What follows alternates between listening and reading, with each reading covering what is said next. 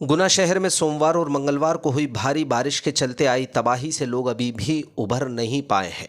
शहर की पौष कॉलोनियों में जलभराव ने तांडव मचाकर रख दिया।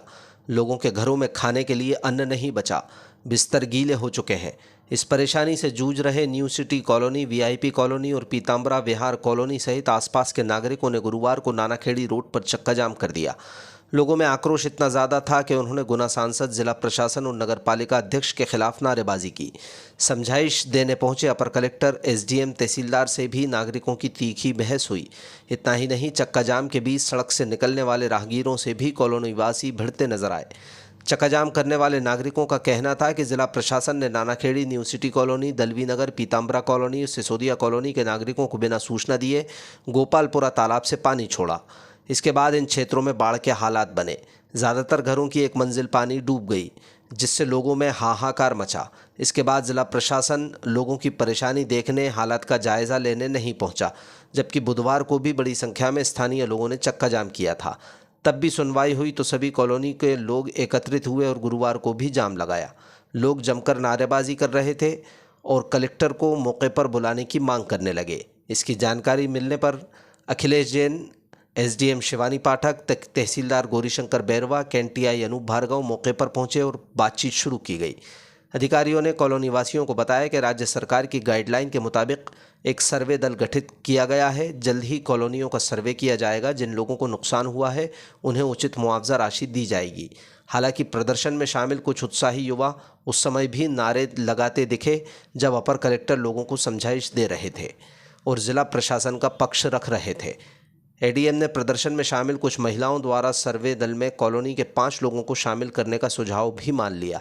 तब भी नागरिकों ने कलेक्टर को मौके पर बुलाने की मांग की और नारेबाजी शुरू कर दी। कई तो एडीएम से बातचीत के दौरान जिला प्रशासन पर सोते रहने का आरोप लगाते दिखाई दिए। लोगों ने बताया कि उनके घरों में बिजली उपकरण खराब हो गए, घर में खाने के लिए आटा तक नहीं बचा। भयंकर विपदा के बावजूद ना तो जनप्रतिनिधियों ने उनका हाल पूछा और ना ही अधिकारियों ने आकर स्थिति का जायजा लिया है। बातचीत के दौरान एसडीएम शिवानी पाठक ने गोपालपुरा तालाब का पानी छोड़ने के आरोपों पर बताया कि तालाब की वेस्टवियर ओवरफ्लो हो चुकी थी।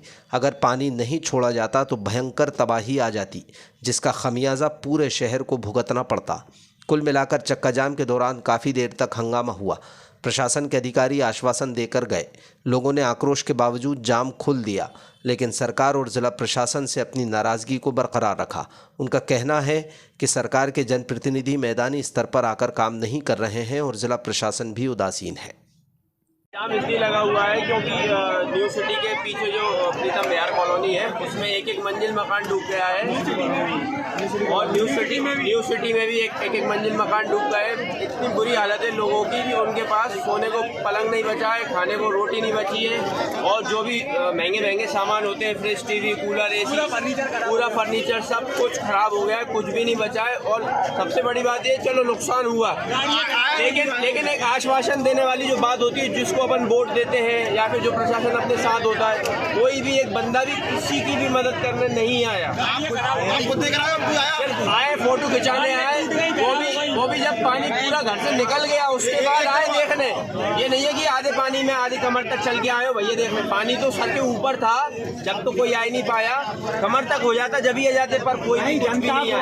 जनता को कोई नहीं आया। प्रशासन दावा कर रहा है कल प्रशासन पहुंचा था, कल परसों आता पानी, आज जाम लगाया है। जब जाके है ना ये 2-4 प्रशासन आज, इसमें कलेक्टर साहब तो अभी तक तो आए नहीं है। कलेक्टर प्रशासन, जिला प्रशासन 4 घंटे से यहाँ पे हमारी बहन बेटियां भीग रही है पानी में। प्रशासन तो हमें कलेक्टर से बात करनी है। अब आपकी क्या मांग है?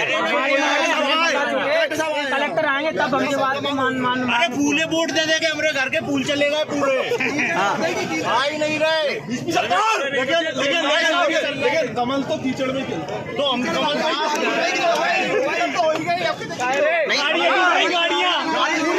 भैया अब आप जाम कब तक नहीं हटाएंगे? कब तक?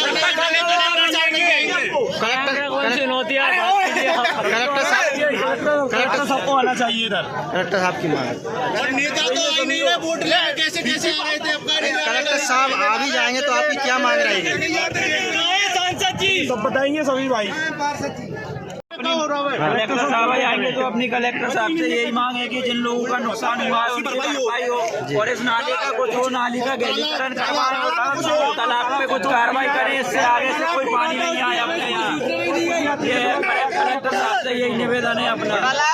अगली बार ऐसे हालात ना बने, अगली बार ऐसे हालात न बने। यही हालात 2021 में भी बने थे, लेकिन अभी तक कुछ समाधान नहीं हुआ। यही हालात अपने 2021 में बने थे, जब भी आश्वासन दिया था, लेकिन अभी तक कोई निराकरण नहीं हुआ। कौन सी कॉलोनी है जो बाढ़ की चपेट में आती है? अभी आपको कितना समय हो गया यहाँ पे? हम यहाँ सुबह लगभग 9 बजे से खड़े हैं, हमको और 1 बजने पे आ गया है। 4-5 घंटे से भूखे प्यासे, बिल्कुल पानी भी नहीं पिया किसी ने, ऐसे ही खड़े हैं। तहसीलदार साहब आए हैं और प्रशासन आए। प्रशासन की ये व्यवस्था है कि उधर खड़े हो गए और इधर आगे खड़े हो गए, जनता को इधर उधर से निकाल रहे हैं कि मान लोग खड़े हैं, जाम मत लगाओ, इधर उधर से निकलो। हमारी कोई सुनवाई नहीं है, वो उनके काम में लगे हैं। ताकि लोगों को जो जीआरपी कॉलोनी और न्यू सिटी के लोगों का घर में जो पानी भरा था, तो उनका ये था कि पानी भरा है और हमारे यहाँ अभी भी सर्वे टीम नहीं आई है, तो और राहत के लिए कुछ किसी घरों में खाना के लिए भी कुछ नहीं है।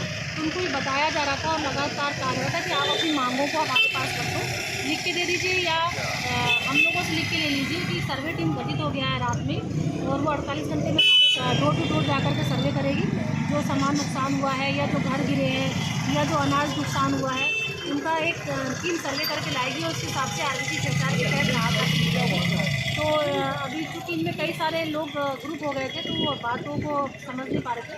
फिर इनने चीज़ों को लिख कर दिया है 10-12 पॉइंट में और लिख कर के लिया है कि राहत की हम लोग राहत का तैयारी कर रहे हैं और इनको जिनका जो मृत हो गए हैं उनको राहत राशि दी जाएगी और उनको राशन दिया जाएगा, जो कि हमारे आरबीसी 6-4 के प्रावधानों के तहत है। वो इन्होंने हम लोगों को लिख के दिया है और ये भी कहा है कि जो इनके नाले की उसकी सफाई की जाए, घरों में पानी पहुंचाया जाए या जिनके अनाज नष्ट हो गए उनको अनाज दिया जाए। तो इन सब बातों को पहले से ही सहमति थी, तो उस बात के लिए तैयार हुए हैं और अभी एडीएम साहब और हम लोग पूरे एक सर्वे टीम के साथ 8-10 घरों में सर्वे कर रहे हैं। उनका कहना भी था मैडम गोपालपुरा तालाब की पार फोड़ी गई, तो बताया नहीं गया हमको। दरअसल क्या है कि गोपालपुरा तालाब में उस दिन पानी बहुत ज़्यादा बरसा, लगभग 330 mm का पानी उसके पूरा शहर में गिरा, तो उससे गोपालपुरा जो बांध है वो ओवरफ्लो हो रहा था। तो उसके जो वेस्ट वियर है वो हम लोगों ने क्लियर कराया है। उसकी वेस्ट वियर को अगर क्लियर नहीं कराते तो गोपालपुरा बांध के टूटने का खतरा था, जिससे फिर जो सैलाब आता पानी का तो फिर बचाना लोगों को मुश्किल हो जाता। अभी तो सिर्फ इतना था कि लोगों के घरों में पानी भरा है और उसके पहले मोबाइल के द्वारा और नगर पालिका के द्वारा सूचना सभी को कराई गई थी और सूचना अनाउंसमेंट कराने के बाद ही उसके पार को हम लोगों ने उसकी वेस्ट वियर को थोड़ा सा क्लियर कराया।